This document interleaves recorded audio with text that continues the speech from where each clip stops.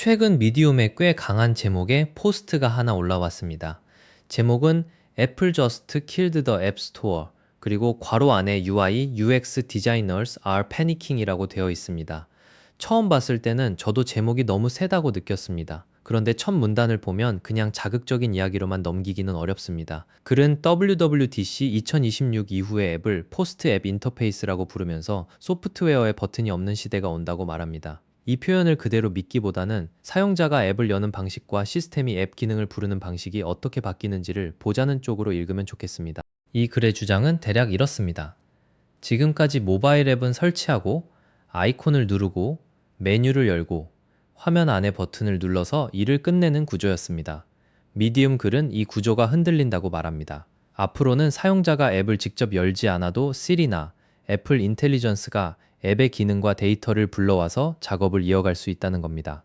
예를 들어 방금 본 파일을 누구에게 보내달라고 말하면 시스템이 어떤 앱에 파일이 있는지, 누구에게 보낼지, 어떤 액션을 실행할지를 화면 밖에서 조합하려고 합니다. 그래서 글은 UI, UX 디자이너들이 당황한다고 표현합니다. 우리가 오랫동안 다듬어온 화면, 전환, 버튼 위치, 마이크로 인터랙션이 사용자의 첫 접점이 아닐 수 있기 때문입니다.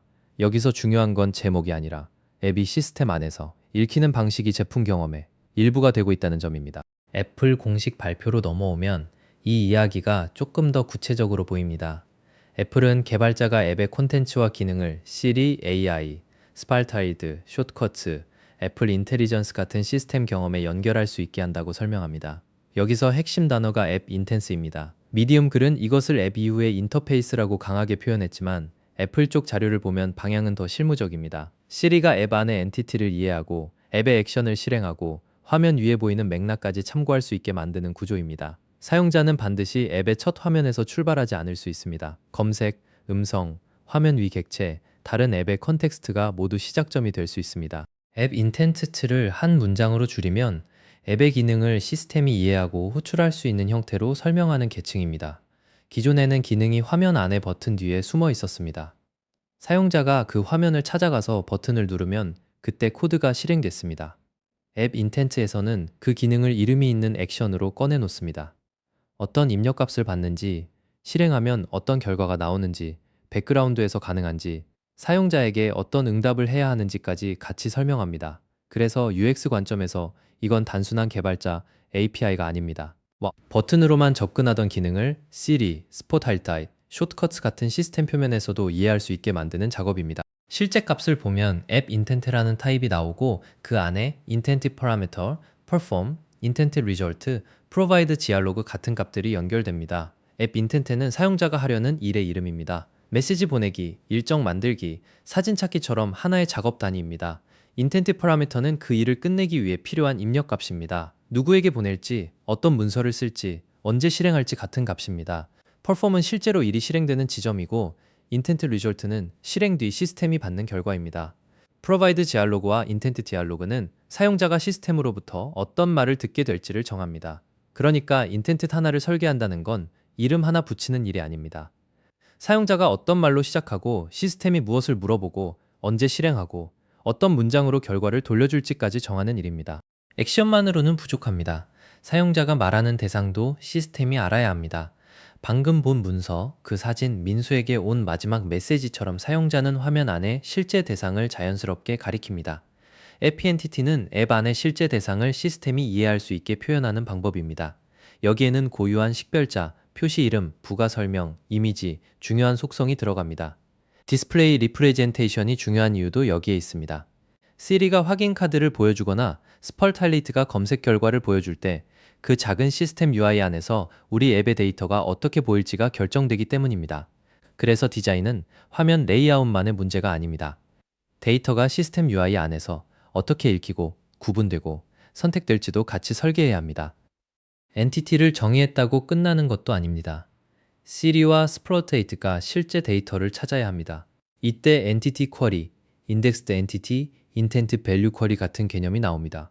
인덱스드 엔티티는 미리 스플로이트에 넣어둘 수 있는 데이터에 가깝습니다. 문서, 플레이리스트, 사진처럼 사용자가 자주 찾고 검색 결과로 바로 갈 수 있어야 하는 콘텐츠에 중요합니다. 반대로 데이터가 서버에 있거나 너무 많거나 자주 바뀐다면 미리 다 넣어두기 어렵습니다. 그럴 때는 시스템이 넘겨준 조건을 앱이 받아서 직접 찾아주는 쿼리 방식이 필요합니다. UX 관점에서는 이게 검색 경험입니다. 앱 안에 검색창을 잘 만드는 것뿐 아니라 앱 밖에서 사용자가 말한 표현이 실제 데이터까지 닿도록 길을 만드는 일입니다. 앱스 KBA는 한 단계 더 큰 이야기입니다. 애플은 메시지, 메일, 사진, 캘린더처럼 시스템이 이미 알고 있는 업무 영역을 도메인으로 제공합니다. 앱이 그 도메인에 맞는 스키마를 채택하면 시리는 그 앱이 어떤 종류의 일을 할 수 있는지 더 쉽게 이해합니다. 예를 들어 메시지 앱이라면 받는 사람, 대화, 메시지 본문 같은 구조가 필요합니다. 메일 앱이라면 보낸 사람, 받는 사람, 제목, 본문 같은 구조가 필요합니다. 이건 우리 앱만의 언어를 시스템에게 억지로 가르치는 일이 아닙니다. 시스템이 이미 이해하는 업무 구조에 우리 앱의 데이터와 액션을 맞춰주는 일입니다. 미디엄 글에서 AI가 앱을 헤드레스 API처럼 호출한다는 표현은 과격하지만 이 부분에서는 어느 정도 맞닿아 있습니다. 화면 밖에서 기능이 호출되려면 앱은 자신이 할 수 있는 일을 구조화된 언어로 설명해야 합니다. 여기서 화면 이야기가 다시 나옵니다. WWDTC 세션에서 애플은 온스크린 ONS를 강조합니다. 사용자가 보고 있는 화면 위의 내용을 시리가 참고할 수 있게 만드는 기능입니다. 예전에는 화면이 사람을 위한 시각적 배치였습니다. 리스트가 있고 카드가 있고 버튼이 있고 사용자는 그것을 보고 눌렀습니다. 이제는 그 화면이 시스템에게도 설명되어야 합니다. 화면 전체가 하나의 대상이면 NS 유저 액티비티로 현재 컨텍스트를 알려줄 수 있고 리스트 안에 여러 항목이 있다면 에베티티, 아이데포열 같은 아노테이션으로 각 항목이 어떤 엔티티인지 연결할 수 있습니다. 그래야 사용자가 이거 저장해줘, 두 번째 걸 재생해줘, 방금 본 대화에 답장해줘라고 말했을 때 시스템이 단순히 텍스트만 보는 것이 아니라 실제 데이터와 연결해서 이해할 수 있습니다. 앱 인텐스가 편리해질수록 반대로 위험도 커집니다. 애플의 보안 세션은 Indirect Prompt Injection, Data Exfiltration, Unintended Actions 같은 위험을 따로 다룹니다. AI가 앱의 기능을 도구처럼 호출할 수 있다면 어떤 기능은 바로 실행하면 안 됩니다. 메시지 전송, 주문, 결제, 공개 콘텐츠 변경처럼 사용자에게 영향을 주는 작업은 확인이 필요합니다. 그래서 Request Compilation, Compilation Conditions, Authentication Policy 같은 값들이 중요해집니다. UX 관점에서 이건 단순한 경고창 디자인이 아닙니다. 사용자가 무엇을 승인하는지 명확히 이해해야 하고 어떤 값이 확정되는지 보여줘야 하고 취소했을 때도 자연스럽게 돌아갈 수 있어야 합니다. 버튼 위치보다 중요한 순간이 생깁니다. 시스템이 대신 실행하기 직전에 어떤 문장으로 무엇을 확인시킬 것인가, 이게 경험의 중심이 됩니다. 그래서 저는 이 메디움 글을 이렇게 정리하고 싶습니다. 제목처럼 앱 스토어가 죽었다고 보기는 어렵습니다. 하지만 글이 던진 불편한 질문은 남습니다. 사용자가 앱을 열지 않고도 기능이 호출될 수 있다면 우리는 무엇을 디자인하고 있는가? 답은 화면 하나로 끝나지 않습니다. 사용자가 앱을 발견하는 경로, 시스템이 이해하는 액션 이름, 엔티티의 표시 방식, 검색 가능한 속성, 화면 위 객체와 데이터의 연결, 실행 전 확인 문장, 실패했을 때의 복구 흐름까지 모두 경험의 일부가 됩니다. UI, UX 디자이너에게 중요한 변화는 일이 줄어드는 쪽이 아니라 설계해야 할 표면이 화면 바깥까지 넓어지는 쪽입니다. 이번 앱 인텐스와 앱 스케무즈 흐름에서 제가 가장 중요하게 보는 지점도 바로 여기에 있습니다.